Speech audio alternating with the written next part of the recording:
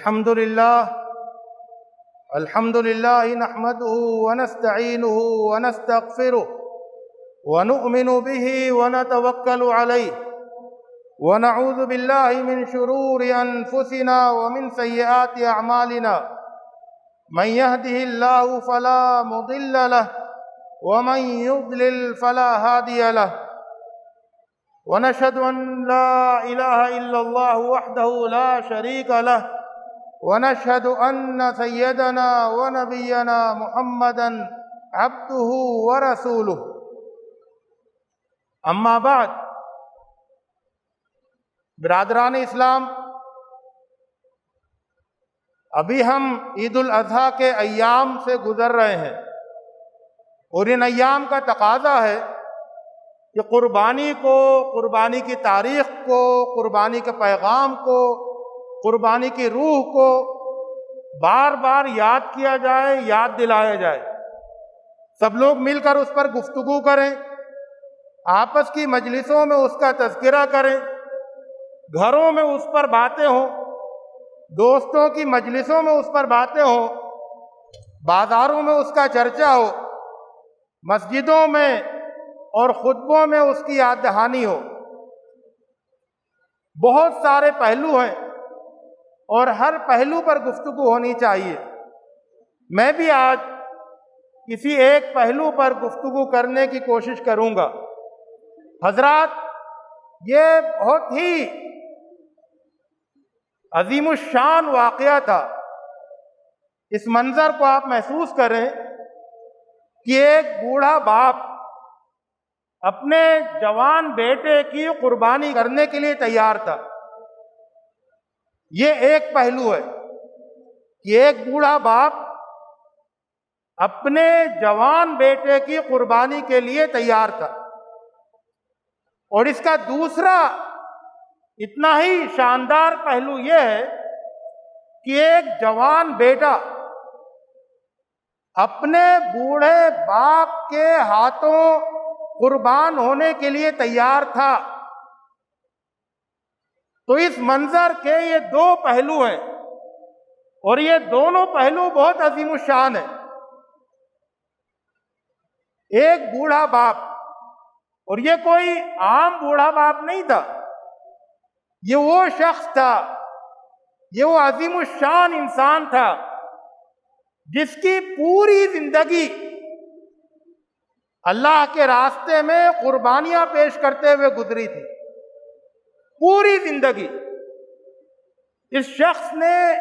کیا کیا نہیں قربان کیا۔ قربانی کے جتنے تصور آپ کے ذہن میں آ سکتے ہیں، حضرت ابراہیم علیہ السلام نے اپنی ایک زندگی میں وہ ساری قربانیاں پیش کر دی، جتنی قربانیوں کا تصور آپ کر سکتے ہیں۔ حضرت ابراہیم علیہ السلام اپنے وقت کے سب سے بڑے مذہبی پیشوا کے گھرانے میں پیدا ہوئے۔ ان کا مستقبل دنیا کے لحاظ سے بہت روشن اور تابناک تھا کہ اگر وہ اسی راستے پر چلتے تو اپنے ملک کے سب سے بڑے مذہبی پیشوا ہوتے، لیکن انہوں نے اس کی قربانی دی۔ حضرت ابراہیم علیہ السلام اس گھر میں رہتے ہوئے بہت ہی شان و شوکت والی زندگی گزار رہے تھے، تو انہوں نے اس اسٹیٹس کی قربانی دی۔ حضرت ابراہیم علیہ السلام اپنے باپ سے بہت زیادہ محبت کرتے تھے، انہوں نے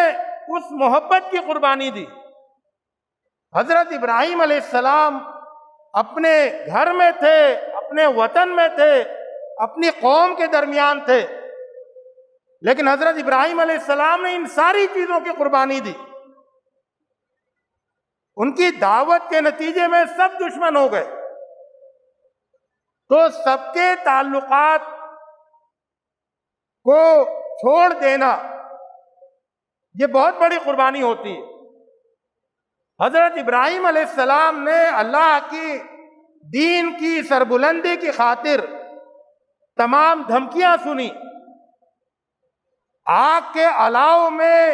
ڈالا جانا گوارا کر لیا اور پھر اپنے وطن کو چھوڑا، ہجرت کی، تو آپ یہ دیکھیں کہ قربانیوں کا ایک سلسلہ ہے۔ اور اس کے بعد جب اللہ تعالیٰ کا یہ حکم ہوا کہ جا کر ایک بے آب و گیا وادی میں جا کے اپنی فیملی کو بساؤ، تو اس کے لیے بھی تیار ہو گئے۔ تو یہ جو قربانیوں کا سلسلہ ہے، ان تمام سلسلوں سے گزرنے کے بعد پوری زندگی کا ایک ایک لمحہ اللہ تعالیٰ کے لیے لگا دینے کے بعد، اپنی طاقت کا ایک ایک حصہ اللہ کے دین کے لیے صرف کر دینے کے بعد، اب وہ یہ آخری قربانی دینے کی تیاری کر رہے تھے۔ تو ایک ایسا عظیم الشان انسان، عظیم الشان پیغمبر، جس کی پوری زندگی قربانیاں دیتے ہوئے گزری، وہ اب اپنی سب سے بڑی قربانی پیش کرنے کے لیے تیار ہو رہا تھا۔ تو یہ ایک پہلو ہے۔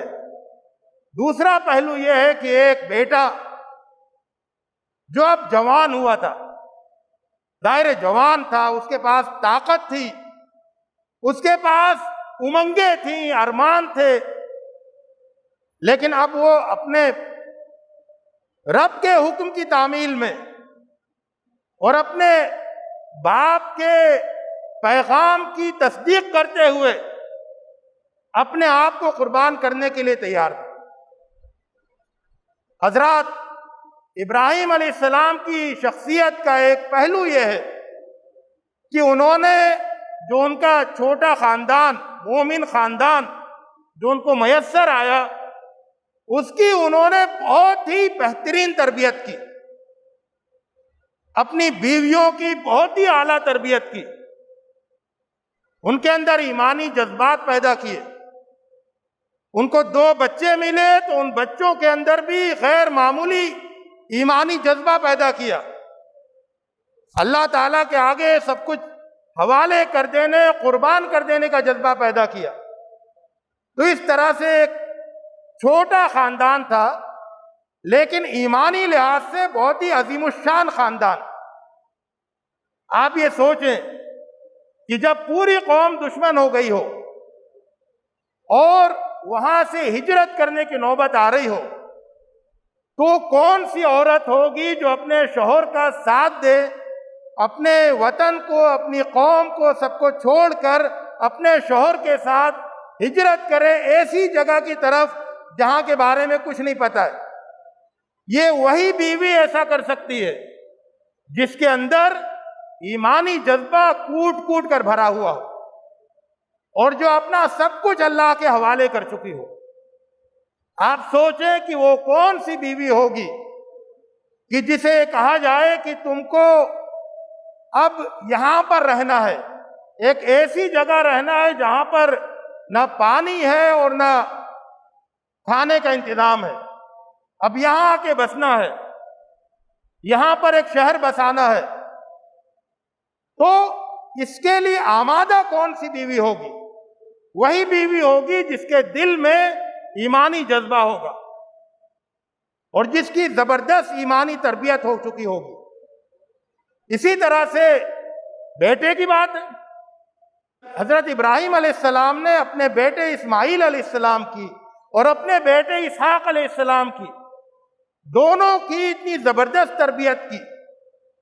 اور ایسا ایمانی جذبہ ان کے اندر پیدا کیا کہ پھر دونوں بیٹے حضرت ابراہیم علیہ السلام کے مشن کے سچے وارث بنے اور انہوں نے ابراہیم علیہ السلام کے مشن کو آگے بڑھایا۔ اسحاق علیہ السلام نے اپنے بیٹے یعقوب علیہ السلام کی تربیت کی، یعقوب علیہ السلام نے اپنے بیٹوں کی تربیت کی۔ فرمایا کہ وَوَصَّى بِهَا إِبْرَاهِيمُ بَنِيهِ وَيَعْقُوبُ، اور اسی طرح سے جو اسماعیل علیہ السلام کی تربیت، آپ یہ بھی دیکھیں کہ حضرت ابراہیم علیہ السلام نے اپنے باپ کو بھی اپنے ساتھ شامل کرنے کے لیے پوری کوشش کی، کمی نہیں کی۔ جو قرآن میں جس انداز سے اس دعوت کا تذکرہ ہے کہ انہوں نے اپنے باپ سے کہا یا ابت لا تعبد الشیطان، اے میرے پیارے ابا جان، میرے عزیز، میرے محبوب، میرے جان سے عزیز ابو جان، شیطان کی بندگی مت کریے۔ تو آپ دیکھیں گے کہ جتنی سوچ سے، جتنے درد سے، جتنے پیار سے حضرت ابراہیم علیہ السلام نے اپنے باپ کو دعوت دی، تو یہ جو تصویر ہمارے سامنے آتی ہے حضرت ابراہیم علیہ السلام کی ہر دین پسند انسان کے لیے، کہ وہ اپنے قریبی لوگوں پر بہت محنت کریں۔ آپ کا یہ عزم ہونا چاہیے، آپ کا یہ ارادہ ہونا چاہیے کہ میرا خاندان، میری ماں، میرے باپ، میرے بڑے بھائی، چھوٹے بھائی، میری بیوی، میرے بچے، ان سب کے اندر ایمان کا جذبہ پیدا ہو، یہ سب مل کر ایک یونٹ بن جائے، ایک اکائی بن جائے جو اللہ کے دین کے لیے سرگرم ہو جائے۔ تو حضرات ابراہیم علیہ السلام کی عظیم سیرت میں یہ شاندار پہلو ہمارے سامنے آتا ہے، اور یہی وجہ ہے کہ ابراہیم علیہ السلام نے جب اپنے بیٹے سے کہا یا بنی انی ارا فی المنام انی اذبحک فانظر ماذا تری،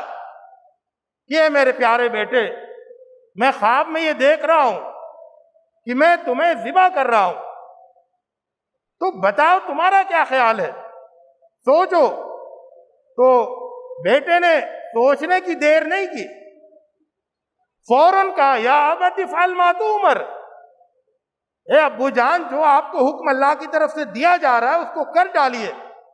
ستجدنی انشاءاللہ من الصابرین، آپ مجھے جمنے والا، صبر کرنے والا، استقامت والا پائیں گے۔ یہ کون بیٹا یہ بات کہے گا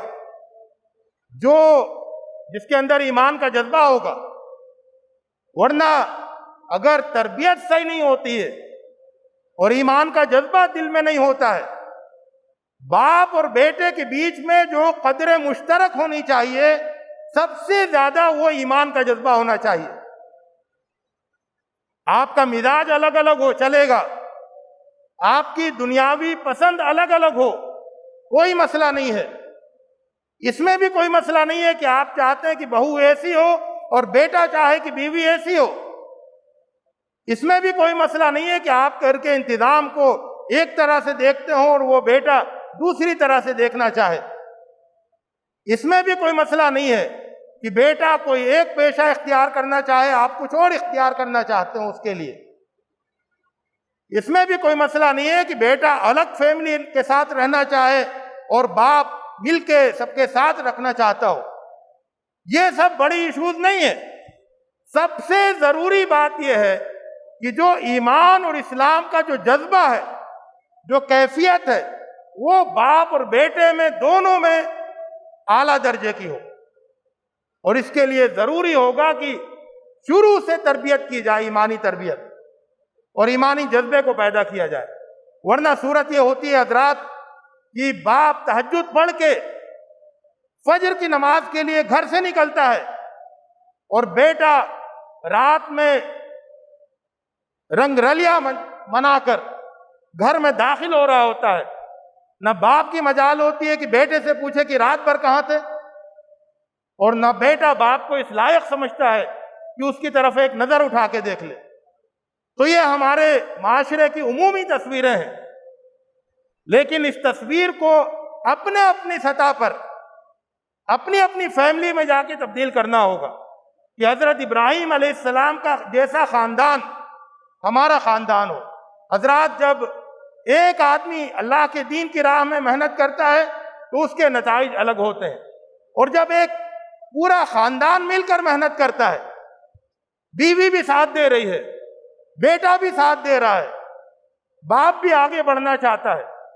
تو جب یہ سب مل کر آگے بڑھتے ہیں تو یہ ایک بہت بڑی قوت ہوتی ہے جس کے ذریعے سے بستیاں بدلتی ہیں، آبادیاں تبدیل ہوتی ہیں، پورا ماحول بدلتا ہے۔ تو اللہ رب العزت سے دعا ہے کہ وہ ہمیں ابراہیم علیہ السلام، اسماعیل علیہ السلام اور ان کے گھر والوں کے نقش قدم پر چلنے کی توفیق عطا فرمائے۔ اقول قولی ھذا واستغفر اللہ لی ولکم اجمعین واستغفروہ انہ هو الغفور الرحیم۔